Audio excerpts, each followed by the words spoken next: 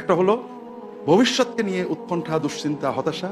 আরেকটা হলো অতীতকে নিয়ে উৎকণ্ঠা, দুশ্চিন্তা, মনোবেদনা, মনোকষ্ট। আমরা আলোচনা করছিলাম সম্মানিত দর্শক, এটা হলো শয়তানের পাঠশালার প্রথম পাঠ। আল্লাহ তাআলা কোরআন কারীমে আমাদেরকে জানালেন, শয়তান তোমাদেরকে ভবিষ্যৎ, অসহায়ত্ব, দুর্বলতা, দারিদ্র্যের ভয় দেখায় আর অশ্লীলতার নির্দেশ দেয়।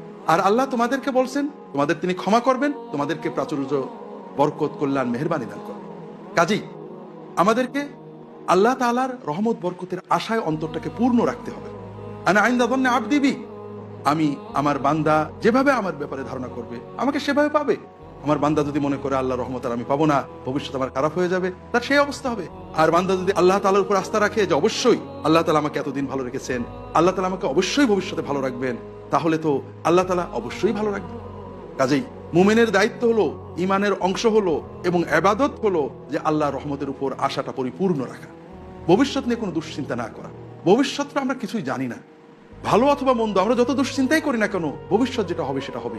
আমরা ভালো চিন্তা করলে সওয়াব হবে, আল্লাহ রহমতের আশা থাকলে মন ভালো থাকবে, আল্লাহ বরকত দেবেন।